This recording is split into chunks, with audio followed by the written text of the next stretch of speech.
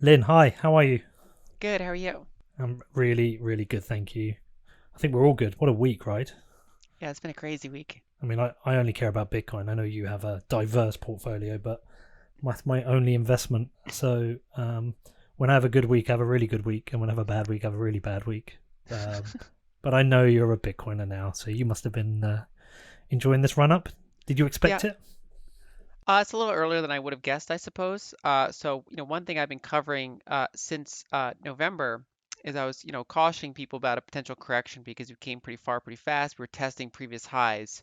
And I reiterated that I'm not trading around, that I'm not selling any Bitcoins and just kind of setting expectations. And so we got that correction, we got that consolidation, and then my main focus there was, once it breaks over 20,000, that's quite a run up potential. And so until it breaks 20,000, it was kind of vulnerable to corrections. But then it just kind of out of nowhere just broke above 20,000 and kept going. Well, just short of 23,800, which I thought was pretty impressive. I think it'll be interesting if it to see if it stays above 20,000. If there's any Yeah. pullback, I don't know. I don't tend to look at what happens this time of the year. Do people still are they still trading as much? What do you expect? With Bitcoin, I don't know. I know that, general markets, people trade less, but, historically for, especially the US stock market, they call it the Santa rally. So stocks tend to do very well into the year end. And so, we'll see if that ends up applying to Bitcoin or not. Well, there's lots of interesting people coming in. Anyway, we're going to do a review of the year, so thank you for doing this. I really appreciate you coming on. Our last show did exceptionally well. It's been viewed over 80,000 times now, which is amazing. And we're going to be working together a little bit more over the year, which is also exciting. But we've got a lot to cover. I think realistically, the best starting point we're going to have to start with is the economic shock, the biggest. You called it the biggest in modern history. What happened this year? Um, just out of interest, when you call it the biggest in modern history, what kind of time frame is that? Is that like our lifetime, even our I mean, parents? back to, World War II roughly, at least in a lot of countries. Right. So definitely. I mean, it's the biggest I've known, Yeah, at and the least as strangest. Yeah, if you measure it as, for example, GDP decline, unemployment increase going up in the United States, and for most countries, I mean, their GDP was just absolutely crushed during quarter two, and so we've already had a sharp rebound. We still haven't gotten back to previous levels in most countries, and so basically, it's a bigger economic shock than the crisis from over a decade ago, and you pretty much have to go back to the major wars or the Great Depression to find similar economic shocks. Have you noticed any difference between countries which may have handled the lockdowns in a better way, like outside of people's opinions of whether lockdowns should happen or not? I'm not interested in that right now. Let's say, for example, the UK. We kind of have these tier-based systems. We've just been where I live, been put into tier three, which is like the highest level. The whole thing's been an absolute massive failure. And you look at a country like Australia, and again, I'm not judging how the strictness of their lockdowns. I'm just more interested in have you noticed any pattern related to different countries, the economic shock? Not in some of the really broad economic indicators. And so, for example, we can look at Japan, for example. In Japan, they never did full lockdowns. They had very low virus counts, but they still had a really big economic slump. And same thing generally applies to a lot of other countries. There's not a ton of correlation. It partially depends on how export driven the economy is, how commodity dependent the economy is. I think that certainly makes a difference when you get down to the individual small business level, right? Because those are the ones that are the most impacted by the shutdowns. And so that data is much harder to measure. But for example, in the United States, we saw, a big drop off in small business activity. Then we started to see a rebound this summer, but then it rolled back over and it's just been kind of stagnant. And so that's actually my biggest concern probably of this whole crisis, is that basically that, the crushing of small restaurants, small businesses, compared to a lot of the bigger companies being able to stay in business more comfortably, partially because they can access capital markets, partially just because they have more financial reserves to work through, and also because they got bailouts. And even though we did, in the United States, for example, we did PPP loans that turn into grants, so that kind of went to keeping some of these small businesses afloat, but that only lasted a few months. And so if the shutdowns last a lot longer than the stimulus, a lot of them end up going out of business. Yeah, I guess if you're someone like McDonald's, you can very quickly implement a no access. We had it here. There's no access to the restaurant, but you could use the drive-through. We know things like Domino's can very quickly set themselves up to be delivery only, and they have the ability to advertise this, reach out to people. I guess these, if you're a smaller, like a pub or an independent sandwich shop, in that kind of situation, firstly putting in the infrastructure, but also letting people know that you can do that is a lot more difficult. Yeah, yeah, absolutely. Yeah. All right, so let's break down what happened in terms of your kind of observations on how, and we'll use the US as a, that's the majority of the listeners to this, but in terms of what we've seen in stimulus from the government, what's actually been in place? What has the effect been? What's the impact? So the stimulus in the United States took a couple different forms. One was $1,200 stimulus checks. They got a lot of the attention. But some of the bigger components of it were basically that the federal government provided extra unemployment benefits for people that lost their jobs. And so normally the way it works in the United States is that states provide unemployment benefits, and they're pretty small benefits. But this year, the federal government said we'll add another $600 a week to those unemployment benefits. And so that lasted 3 or 4 months. And so for people that got the full amount of that, that was several thousands of dollars. And in many cases, that exceeded the wages they were making, that they would have made if they were still employed during that time. So we actually saw briefly national income went up in April and May.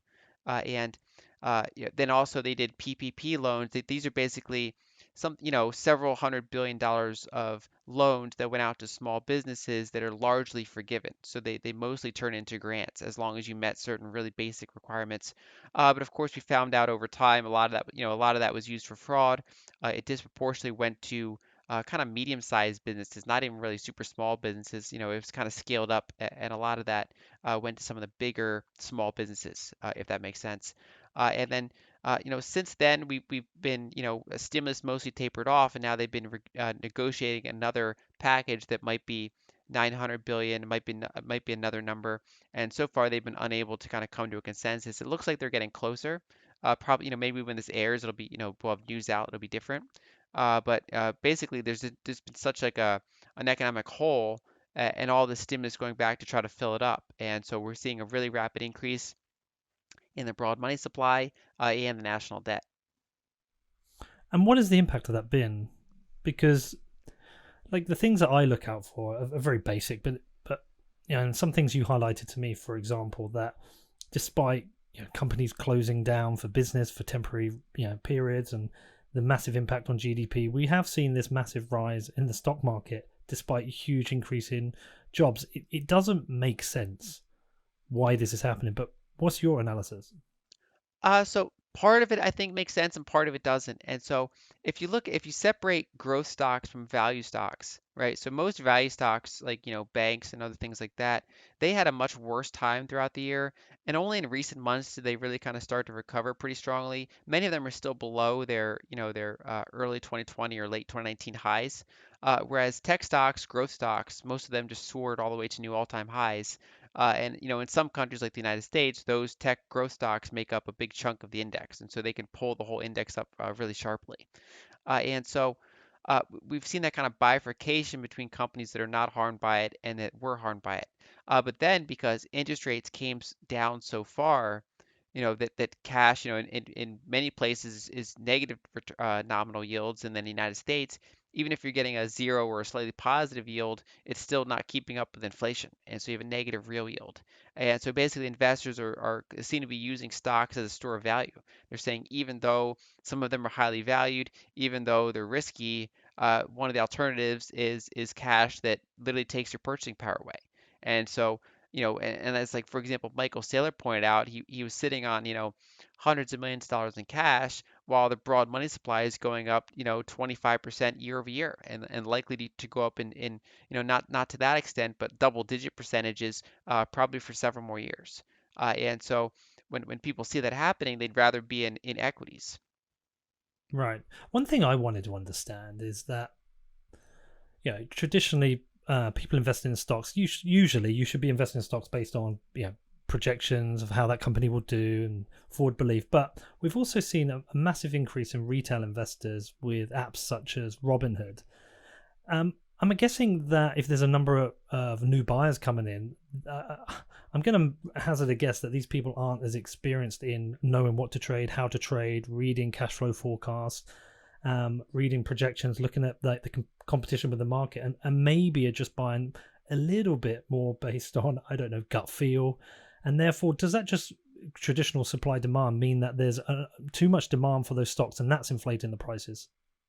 Yeah, pretty much. And we haven't really seen this type of retail enthusiasm since the late 90s during the dot-com bubble because we never got this during, in the aftermath of the 2009 crisis, for example, when the stock market started to recover, we never saw that enthusiasm come back. And whereas we have to go back pretty much to the late 90s to find, a lot of indicators look similar. So back then, the amount of IPOs was very high and the majority of them were unprofitable. Something like 80% of them were unprofitable. And of course, there was a frenzy of retail buying. That was, of course, like not long after the creation of the consumer internet, and so the availability of online brokerages really took off. And so, we had that big kind of lull where there wasn't a lot of, retail activity. We saw more passive investing. But then this year, I mean, I guess people, they couldn't really go out in many cases. They got stimulus checks. And so people just poured into, all sorts of trading programs. And so they basically, flooded into stocks. But then even institutional buyers, they're looking at the available options. They're looking at interest rates and they're still saying I'd rather be in equities. I think it depends on the sector you look at. So I think some of the tech stocks got really overvalued, but there are other stocks like healthcare stocks or other sort of equities that are still average valuation compared to their history, and so they still look more attractive, for example, than cash. Because you can buy a healthcare stock, it might have a price to earnings ratio of 15, which is normal. It might be paying a 2 or 3% dividend yield, and it's growing earnings compared to holding cash in a bank that is paying you like 0.2% and then inflation's like 1.5% and you're just getting your purchasing power chipped away while broad money goes up at 10-20% a year. Yeah, I don't know who's getting 0.2%, but I'm not getting that in my bank, that's for sure. Do you worry about something like Tesla? Because the company's now valued more than, isn't it, like all other car companies put together? And do you worry that we could be heading to a similar kind of dot-com crash that happened in the 90s? Could something be trigger that? I think some of those sectors have gotten into bubble territory. And so, like, if you look at some of the mega caps, like, say, Google and Amazon, they're expensive, but they're not like, comically expensive relative to their, kind of, their cash flows, their earnings. There are some stocks like Apple that I think got quite ahead of themselves. But really, to find the most kind of bubblicious ones, it's a lot of the unprofitable tech companies. The price to sales ratios look a lot like the late 90s. And in particular, we've seen a really big boom in renewable energy this year. And it's funny because the fundamentals aren't that different than 12 months ago, but their stock prices are in many cases up, double, triple, quadruple, or in Tesla's case, more than that. And so, and now that Tesla is being added to the S&P 500 index, roughly right now, like it basically, investors are already kind of putting that in now. And so that kind of created a lot of forced buying because all these major index funds have to buy Tesla now, and it's the biggest component ever added to the S&P 500. And the reason that happened is because in order to be added to the S&P 500, you have to be a profitable company. And Tesla spent most of its lifetime not profitable, but it got so big anyway in terms of valuation.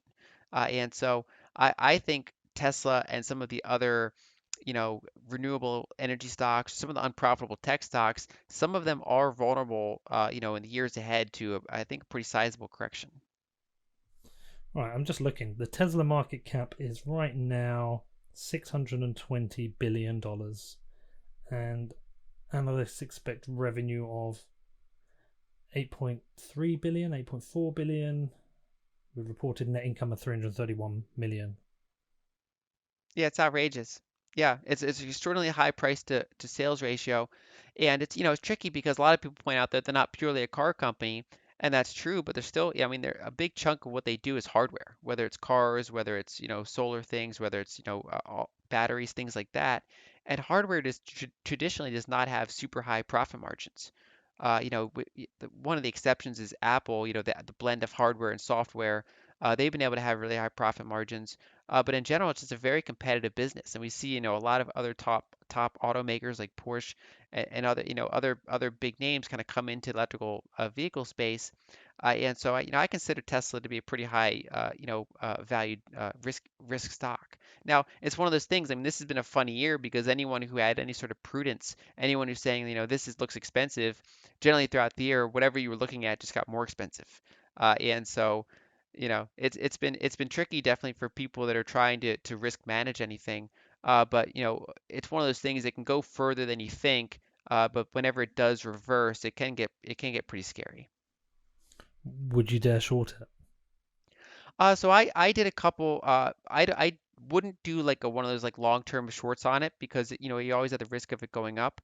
I've done a couple attempted shorts on Tesla for fun this summer, which is basically that, if it starts to have a correction from very overbought levels, I'll put a small short position on, but then with a very tight stop, so that if it goes up, and breaks a certain level, like it breaks new all-time highs, I cover my short and get out. So I basically lost no money on it, but one of those times it could pay off pretty substantially. And so I use it as a minor hedge sometimes if I want to, because I have Bitcoin, I have equities, I have all these other investments. And so occasionally when we have overbought conditions, I look for a small hedge. But you have to be very careful with when you do that. Those investors that have just been kind of holding a short Tesla position, I've just gotten crushed. All right. Well, listen. Let's get back to the what's been happening with the economy this year. So you said to me in like your notes because we spoke beforehand. You said to me that this isn't like a normal recession. What is the like? What is the key difference, and how do you think we will come out of this? So with most recessions, basically you get a big decline in economic activity, you get a big deleveraging event, and you get a big stock market decline. So people lose a lot of net worth on paper. This one, because we're towards the end of a long-term debt cycle, which is a subject we talked a lot about in our previous podcast, that basically things work different in this sort of environment in the sense that usually it's a rapid increase in the broad money supply because basically the amount of debt is so big in the system that if it were to deleverage, the system would kind of unravel and become insolvent. And so what you see instead is that you see partial deleveraging here and there, but then you also see a rapid increase in the broad money supply and some degree of currency devaluation. And so the fact that we had the biggest economic shock in history while average incomes went up is an example of that. And so and the stock market hit fresh new all-time highs while we had the biggest economic shock since World War II. If you also look at things like, the amount of, sovereign debt issued, both the United States and around the world, is just absolutely immense. It looks basically like a war. You have to go back to World War II again to find times where, fiscal deficits as a percentage of GDP were this high. And so it's a very different environment than the normal 5 to 10 year recession. Yeah, actually, that was something I wanted to ask you, but that I didn't really understand. Is that I understand how the UK and the US can essentially switch the money printer on. How do they do that in the EU when they have a single currency? How do Uh, individual states? Yeah, that's actually, I mean, that's what part of the reason they've done in some cases smaller stimulus because they have to do something as a consensus. And so kind of like in the United States where we have so much polarization between, red states and blue states and, a lot of political gridlock that, makes things hard to get done. Europe in many ways is more extreme in that sense because you have to get buy-in from multiple countries. And so neither of those individual countries can just unilaterally do a massive fiscal stimulus because they don't they gave up control of their own currency. Whereas for example Japan, the United States, Britain, they all have just more unilateral decision to basically devalue their currency and prop up whatever they're trying to prop up. So does that mean the euro is a good currency to hold right now? Is it holding up better against the dollar and the pound and the yen? Ironically, yes. I mean that the Europe has I haven't checked it versus the pound, but the euro has been very strong versus the dollar this year. And that was actually one of my, I've been outlining that probability ever since late 2019, that I've been in basically the camp that I think that the dollar was going to decrease versus a basket of major currencies. And that basket is dominated by the euro in terms of market cap. And so that has happened so far this year pretty sharply. And it's partly because Europe just has not done the same level of fiscal stimulus as the United States. And so, their currency held up stronger, but some of their economic indicators have been weaker. Yeah, that's interesting. I'm just looking now. Back in March, essentially when it started, it was 82 euro cents to the dollar. No, sorry, 82. Trying to follow this. Yeah, it has dropped. I'm not sure if I'm reading this chart correct. It shows why I'm well out of my depth. But it does look like it's dropped. That's interesting. Quite a big drop as well. Yeah, like late last year it was worth, like a €1 is worth $1.11. Uh, and then we had that big volatility event around March, but then now, the euro is worth $1.23. And so it's had that, yeah, something like a 10% appreciation. And so that's been my That base could case. continue as Just well, right? Potentially, it's getting up near some resistance levels, and so if you look back, we had similar weakness in the dollar back in 2017 into the very beginning of 2018, and we're kind of retesting those highs. And so it'll be interesting to see if it can break that level or if it kind of gets range bound here. My base case is probably over the next several years to see the dollar weaken versus the basket of major currencies, but we have to watch some of those key levels. Well, they're all going to weaken against Bitcoin, that's for sure. Right. Okay. So listen, you were talking about the increase in the broad money supply by about 20%. Just so people understand, just explain what the broad money supply is. Yeah, so there's a couple different ways to define money. It's funny because, we think of money should be simple to define, but it's actually there's multiple ways to define it. And so, uh, banks, for example, have base money. So base money consists of things like the reserves that banks have, on deposit with the central bank. And base money also includes things like currency in circulation, physical currency. But then there's a much larger amount of money that consists of checking accounts, savings accounts, certificates of deposits, things like that. If you were to like look at all your fiat bank accounts, that's part of the broad money equation. And in the United States, that figures something around 19 trillion. So there's about 19 trillion if you add up checking accounts, savings accounts, currency in circulation, all those different metrics. And so that figure has gone up about 25% year over year. And if you look back over the past decade, it was rising at maybe 5 or 6% a year on average. And so this has been the biggest jump since the 1940s. And that that's a lot different than, for example, what happened in 2008, 2009. So when people often look at what central banks are doing, like they're increasing their balance sheet. A lot of that QE that they do when they increase bank reserves, a lot of that does not get out into the broad money supply. That only gets out into the broad money supply if either banks lend it or if the government runs massive fiscal deficits and basically ejects it out to people. They give people checks, they bail things out. And so we saw that on a much smaller scale back in 2008, 2009. But in this year, both in the U.S. and to a lesser extent in other countries, that combination of massive quantitative easing combined with massive fiscal deficits basically injected that money straight into the broad money supply. Right. So when you talk about potential new stimulus bill, not say not, let's just say for the sake of ease, say it's another $1 trillion. Does that increase the broad money supply by $1 trillion?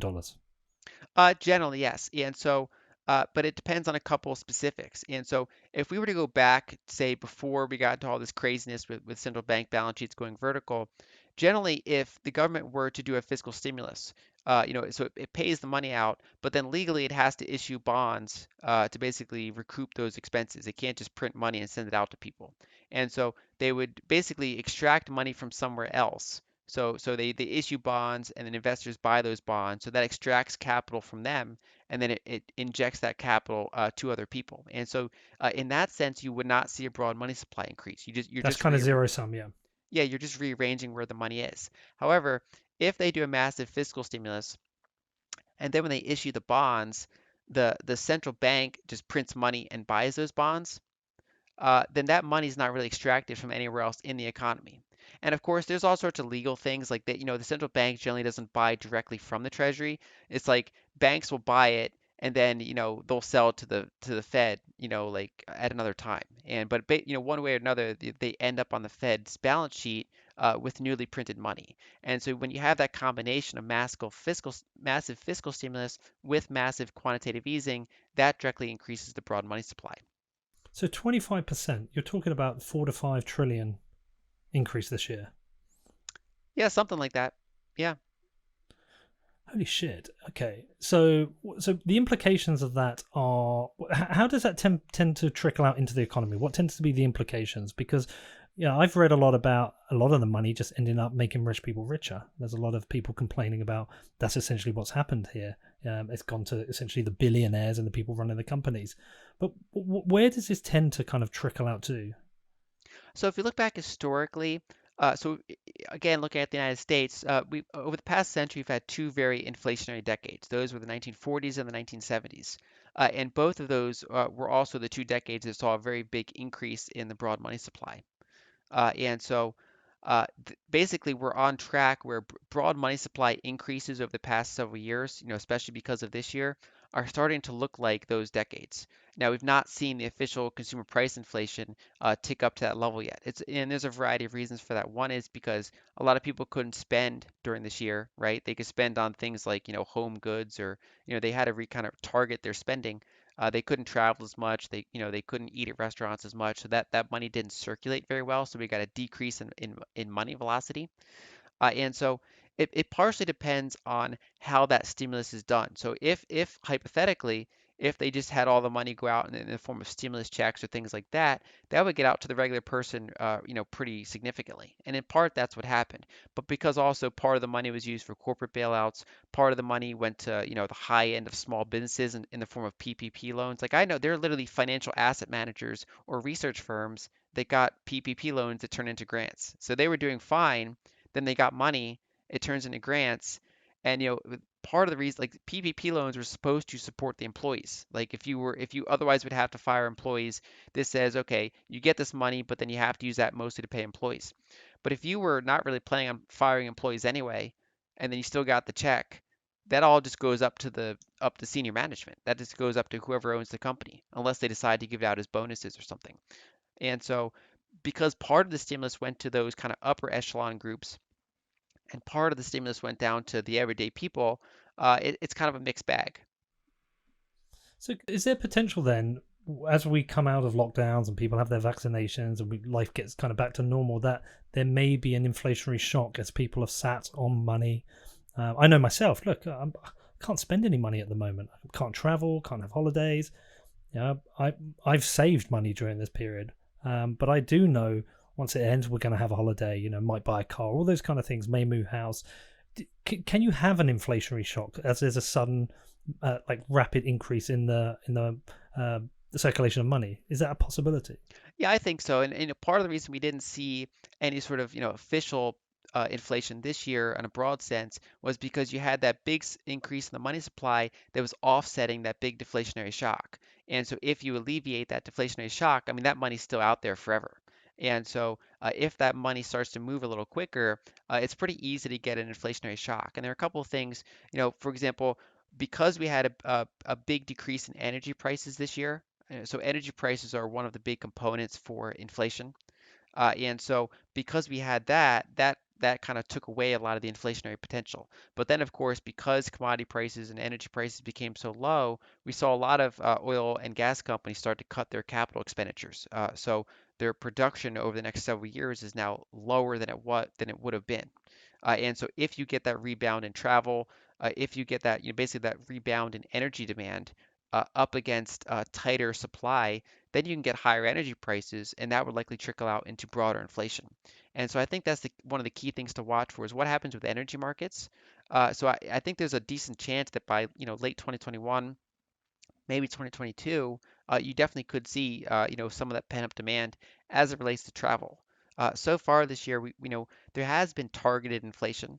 And so, for example, grocery prices in many countries became very elevated because we had to kind of rearrange our supply chains. We had some shortages, and if you look back in general, even though this has been a quote unquote uninflationary decade, official inflation measures have not been very high. It really depends on what segments you look at. So, for example, in the United States, for example, things like tuition or childcare or healthcare services, they've been quite inflationary. They've been going up at a much faster rate than the official like broad CPI. But that's been somewhat offset by things such as electronics keep getting cheaper. offshoring keeps manufactured goods very cheap. And so there's been this big kind of bifurcation between manufactured good price increases versus service price increases. And so if you were to get that commodity shortage, you could have a broader inflationary surge.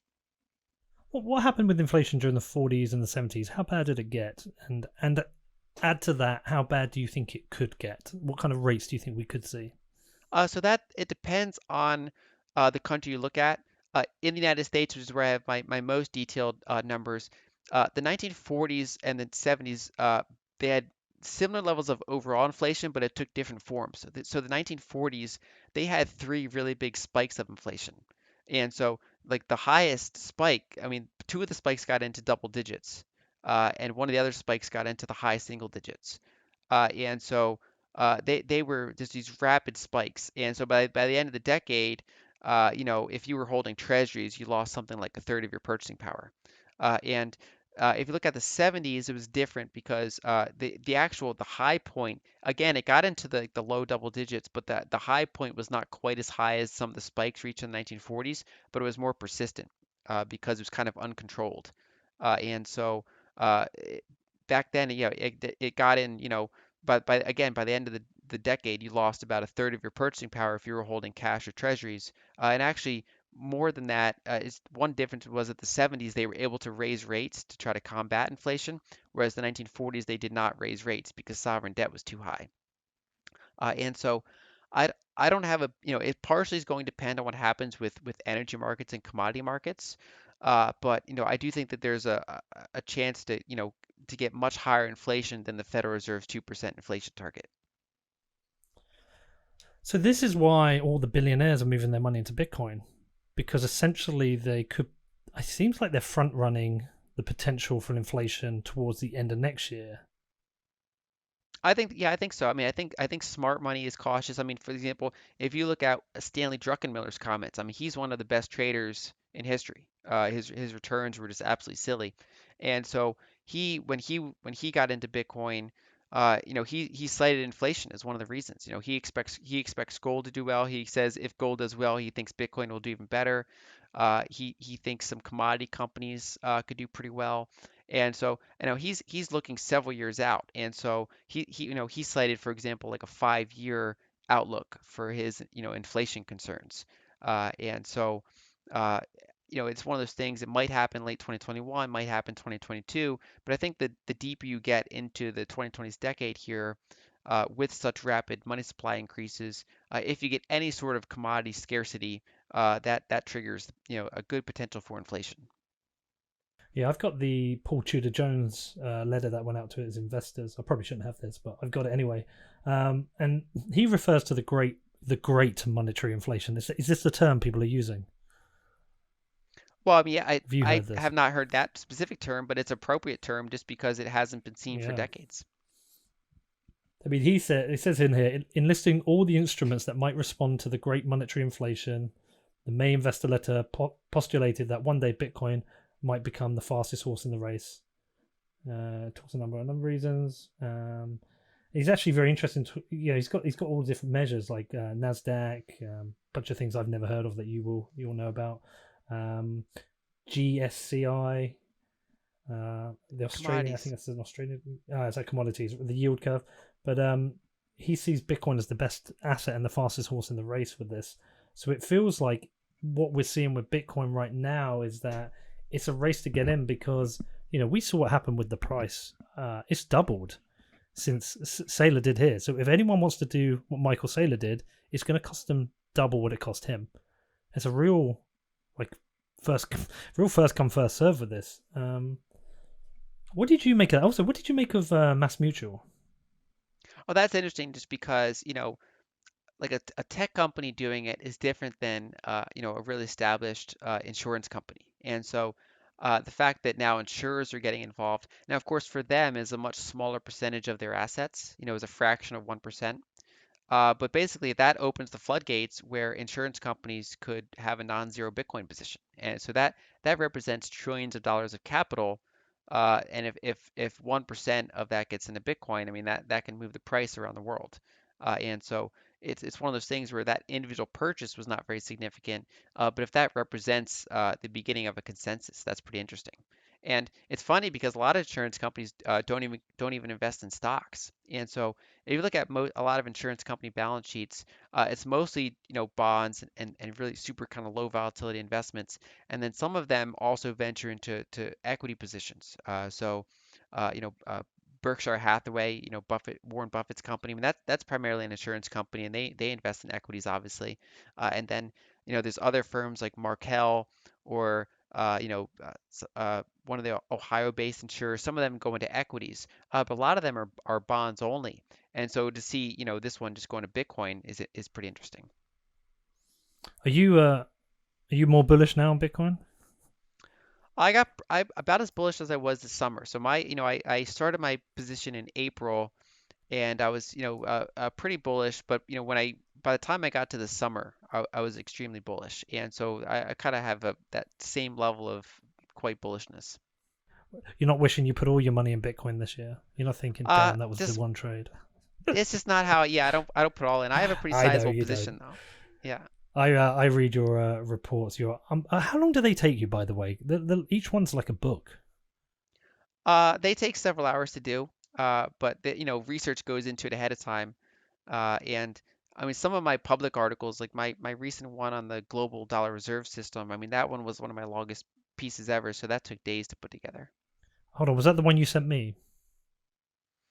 No, that one, the other one, that was actually Ah, the the one I money sent you, printing, the the money money printing printing one. one. Yeah. That was also one of my longest, though. That took a long time, and in part because it was partially aimed at educating retail investors, but it was also kind of a response to some other professional investors because there's been a lot of debates lately about what exactly constitutes money printing, and so that was kind of a response to some of them to kind of lay it out and say like here's the mechanics and to basically kind of kind of a counterpoint to some of the arguments I've been hearing. Well, what does constitute money printing, and what are the myths? Where are people getting it wrong? So there are basically people saying that because quantitative easing does not get out, into the broad money supply, that it doesn't constitute money printing. And I agree with that part. But I think what a lot of people were missing is if you do quantitative easing combined with massive fiscal deficits, that injects it almost one for one directly into the broad money supply. And I think there are a lot of people kind of missing that extra variable. Because if you go back to 2008, a lot of people saw those balance sheets go vertical and they were calling for hyperinflation, and of course we never got that. It was not a very inflationary decade, and that's in large part because they missed the fact that there was no mechanism to get those bank reserves out into the broad public. So it was not lent by banks, and deficits, while they were sizable, they were not huge, and so we didn't see a rapid increase in the broad money supply after the global financial crisis, despite all of the central bank balance sheets going vertical. But so a lot of people are saying basically that it's going to happen the same thing this time. Quantitative easing is not inflationary, and I'm saying okay, that's fair, but look at what broad money supply is doing, because this time is a different matter than 2008, 2009, because that's getting directly out into the broad money supply. So if somebody was listening to this, Lynn, somebody, yeah, a bit like myself, and they're thinking, right, crap, I don't understand all this, but I'm nervous. What are the things that people should be looking out for? Because whilst we've had all these warnings, everyone's been warning us about the money printer, everyone's been warning us about inflation, but like you say, things are quite steady at the moment. Here in the UK, we aren't seeing massive inflation. We just aren't, and yet our government is borrowing more money than they've ever borrowed. What are the things that people should be looking out for? And when would you think they will start to notice, an impact on their personal income? I would focus on probably energy prices. Watch what oil is doing, and if you're going to watch another indicator, watch what broad money supply is doing. And if you look at, I mean, several countries, if you look at most countries in the world, their broad money supply has not gone up as rapidly as the United States. So if you look at, a lot of places in Europe, if you look at China, if you look at Japan, their money supply might have gone up, say, 10% year over year, which is pretty significant. In some cases, a little bit more.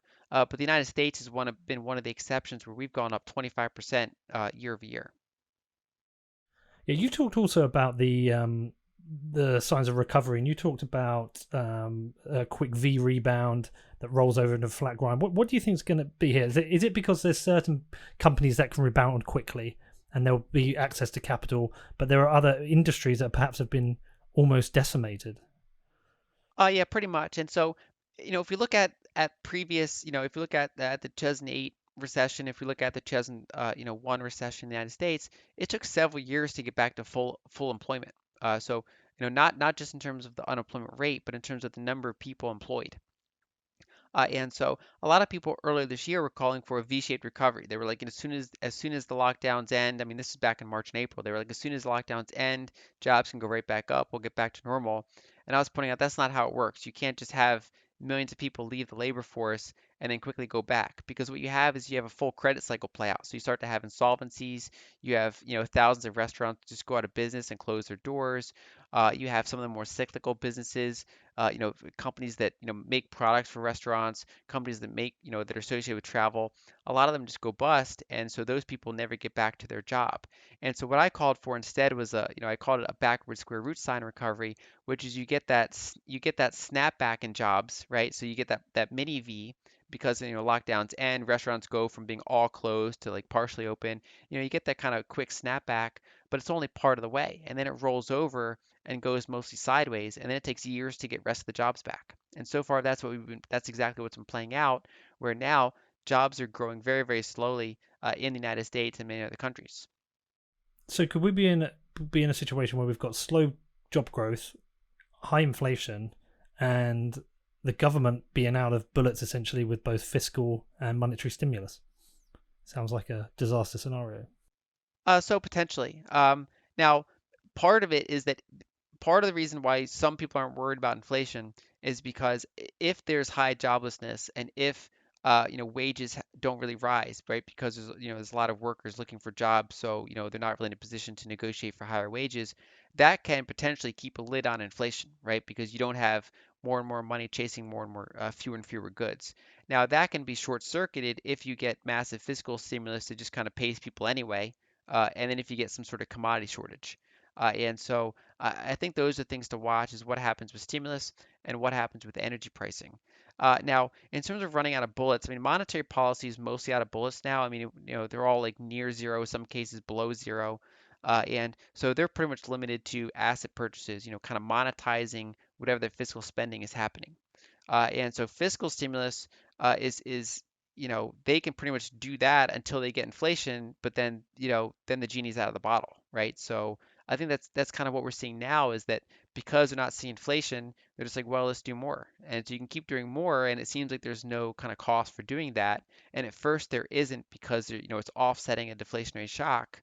But then if you were to alleviate some of those deflationary conditions, either because people are traveling again or energy demands back, or as commodity scarcity happens, and you're still getting those pretty sizable fiscal budget deficits, I do think that creates a more inflationary environment while the economy is potentially still pretty weak. Yeah, it's interesting because you referred to classic fourth turning stuff, and it's only a book I've recently come to know, and I'm kind of working my way through it, and it's kind of prophetic, really, that is what we're going through here, and it feels kind of scary, really, because of the implications of what a fourth turning means. We discussed it, I think, at our last interview. I think I mentioned I'd been out to Santiago in Chile, and there was massive inequality there. And it seems like these are issues that seem to be affecting other markets, and can affect here in the UK and in the US. An increase in people unemployed and an increase in crime. It's kind of scary. No, yeah, it's definitely. I mean, I can't imagine how, especially for people that couldn't work from home this year. I mean, imagine the anger a lot of people felt when their restaurants was closed. Either they own the restaurant or they worked at the restaurant, or they worked in travel, and so a lot of people are just experiencing a lot of economic pain this year. It also goes country by country. So, for example, in the United States, if you look at the median net worth of the person, it's actually lower than the median net worth of most European countries or Japan, basically most other developed countries. And so there's a lot more economic vulnerability here for people that if they lose their paycheck, especially also because they can potentially lose their health care. And so it's just been it's around the world, especially in the United States and but many countries around the world, it's just been an extremely kind of difficult time for people to go through. And so yeah, if you go back to the fourth turnings, it's just always a very kind of challenging event where existing institutions get challenged, right? So more and more people stop listening to kind of the establishment authorities and start kind of wanting to do their own thing. And so, some people, for example, I think you had Brandon on your podcast who linked the fourth turning to Bitcoin. And so Bitcoin's kind of a classic fourth turning response, right? So it's saying, the people are just going to do their own thing if they don't like how governments or central banks are handling things. And so we've seen this kind of big interplay between, some of these more decentralized forces versus some of the centralized forces. Yeah, and we're in this position now, which is there's like this crossover I'm doing where I'm kind of working my way through the fourth turning and the sovereign individual, whereby we do have this escape valve where people do have Bitcoin, but also have the ability to move, and this kind of like regulatory arbitrage where it's a thing that Balaji talks about that's really interesting is that there's you can vote with your you can vote with your ballot, with your feet, and with your money, and right now the vote with your feet is the most powerful vote that you potentially have. And the mass exodus of people out of San Francisco into places like Austin and Miami is super interesting. And I'm kind of intrigued on what the impact that is going to have. I don't know if you're tracking any of that. Yeah, because that's a key risk to watch out for because as those states, that have people move out of them, they lose tax revenue. And unlike the federal government, they can't just print money to fund themselves. And so they basically have to end up, say cutting police, cutting, whatever their state workers might be. They have to cut costs, and then that can, create potentially, less safe conditions, can potentially, less infrastructure spending, things like that. And so you kind of get that vicious cycle where then more and more people want to leave. And we saw, if you look back in, New York's kind of high crime days in the 70s and 80s, we saw some of that happen there, where just like a local government can spiral pretty quickly. And so, we talked before about how European countries can't kind of unilaterally print a lot of money. They can't because they don't control their own currency, and it's a similar phenomenon with U.S. states. And so they're these big economies. They have a lot of, they have pension debts to their public workers. They have all sorts of things, and so one of their only release valves is they have to cut workers, they have to raise property taxes, and that creates a less desirable place to live. And so you can potentially see some crisis situations play out. I mean, there have been some U.S. cities that have been absolutely devastated uh, due to offshoring. So if you look at, for example, Detroit or due to, a lot of the small cities around the Midwest, a lot of them have just been devastated over time by jobs leaving, and then it just kind of becomes a vicious cycle. And so there are a lot more cities that are vulnerable to that. All right, well, listen, we can't finish without touching a little bit on Bitcoin. A couple of things we need to cover. Obviously, very, very interesting time. We've touched it a little bit at the moment, but um, it appears that Bitcoin is becoming obviously a more interesting option for a range of people, from the billionaires to the hedge funds to even the insurance companies. In terms of like consideration for next year, do you think this is just going to continue to grow? Do you think there's any particular hurdles for other investors yet to now come into Bitcoin, or do you think the likes of Paul Tudor Jones, the likes of Mass Mutual and Square MicroStrategy, do you think they've essentially created the kind of protective moat around Bitcoin for people to invest? Yeah, I don't think there's that many more kind of hurdles anymore. I think, once you have enough kind of legendary investors come out, once you have a corporation added to their balance sheet, once you have an insurance company added, most of the floodgates are opened, right? And so at that point, I think the biggest thing is, there will be some investors that say, well, like I wish I bought it at 10,000, but I don't want to buy it at 20,000. But then, it Yeah. goes up to a little higher, and they're like, well, I'll just buy it. And so there's that kind of some people will be hesitant to buy it, but then it can cause FOMO in the other direction. So when they finally give up and just buy it, then you get a price spike. And one thing that's different now is that, because there's more institutional buy-in, some of these, holding periods could be a lot longer. And so when you have a lot of Bitcoin be accumulated by the Grayscale Bitcoin Trust or accumulated on kind of a more institutional balance sheets, there's a good chance that's not going to be sold within a year, for example. And so, Yeah, long time holders. yeah, and actually, if you look at the 2017 bull run, and this is actually one thing I've been a little bit surprised by, is if you look at that run, it would become overbought sometimes on the if you look at relative strength index and other metrics like that, it would become overbought, and then it would kind of correct 20%, kind of relieve some of that pressure, and then keep going up from there. And so, but this recent few months, it's just been kind of a building to a higher and higher weekly relative strength index higher than levels we reached in 2017.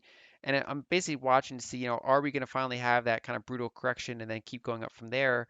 Or is because it's more institutional, is it kind of just going to go up, a lot further than people think? And so one of the kind of the risks of, a lot of people always want to wait for a correction to buy in, right? But then, it can always surprise to the upside too, right? So that's why that's why, for example, I've been, kind of managing expectations of my readers, but also saying I'm not trading around it. Like I'm not, even if I expect Bitcoin to correct 10% or something like that, I'm not, doesn't mean I'm selling it to try to game that. I'm just kind of saying I already have my position. I think dollar cost averaging makes sense. And people just have to kind of be aware that when it gets overbought, don't be shocked if you were to get a correction, but it's not guaranteed.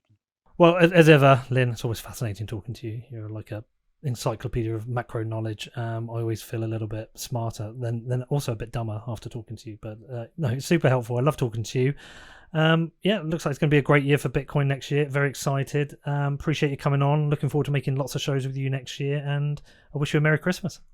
Yep, thanks for having me. Merry Christmas to you too. And we'll see how the rest of this year plays out. I'm hoping that by 2021, things start to return a little bit more to normal.